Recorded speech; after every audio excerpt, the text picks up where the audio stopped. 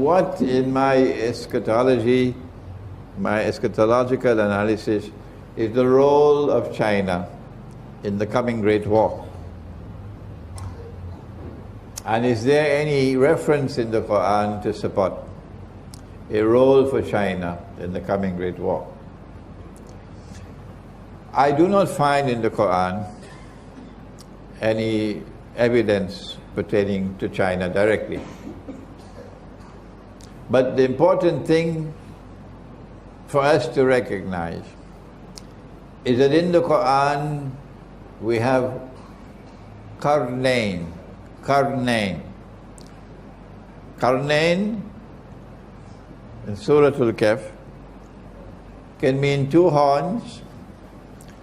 And you don't have to send me any email to convince me it's two horns. If that's your choice, that's your choice.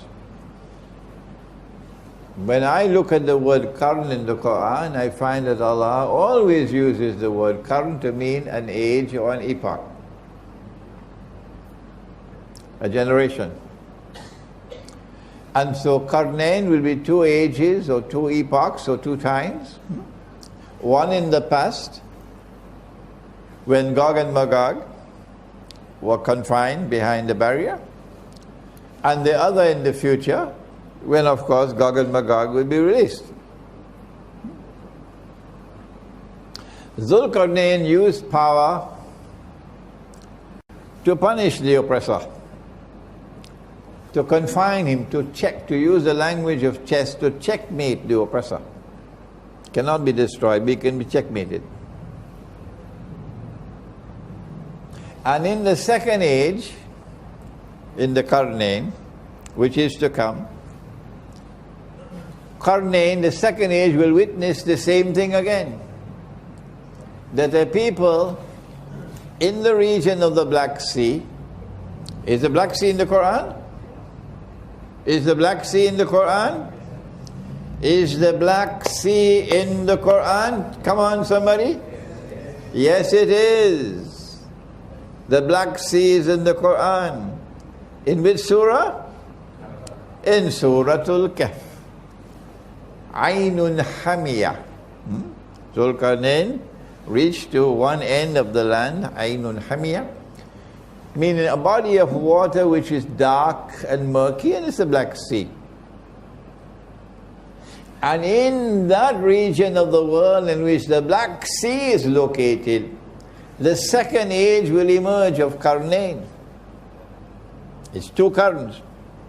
That power will emerge in that region of the world, and that power will be built by Allah. Allah will make it powerful. And that power will rest on foundations of faith, not godlessness.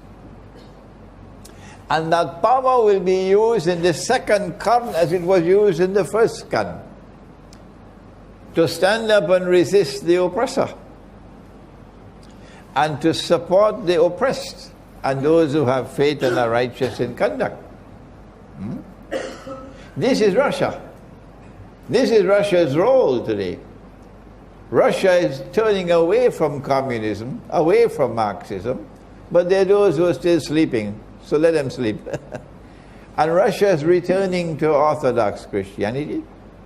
Russia is recovering her spiritual soul, while the United States and Canada and Britain and France and Germany have barbarian souls.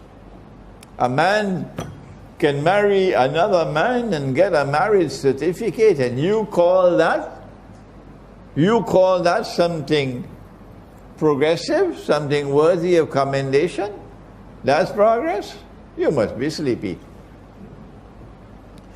If Russia is standing up against the oppressor in the second qarn, then whoever stands with Russia is on the right side. And China is a proud civilization. Not the Chinese in Singapore I'm talking about. I'm talking about China. China will not bend her knee to the oppressor who wants to rule the world. So they're now preparing to wage war not only on Russia but on China as well. They are really stupid people. They're really stupid people. They're preparing to wage war on both Russia and China. Is China afraid? No. Russia says, we're not afraid of you. We are a nuclear power. Don't mess with nuclear Russia, said Putin. Don't mess with nuclear Russia. That's what Putin said. And Russia is not afraid of them. So they're preparing for nuclear war with Russia. And Russia says, we're not afraid of you. And they're preparing for nuclear war with China as well. And China says, we're not afraid of you. Now then, this is a war between the world's greatest oppressor that history has ever known, and those who are standing and resisting his oppression. On which side should you be? If you have a telephone to your government, then call them and tell them. Whichever government you have in the world, call them and ask them. If this is a war between the greatest oppressor that the world has ever known, and those who are standing up courageously to resist his oppression, whose side should you be on? Should you be sitting on a fence? Not Imran, Husein. No, and not my students. We are on the side of the second qarn in Qarnain.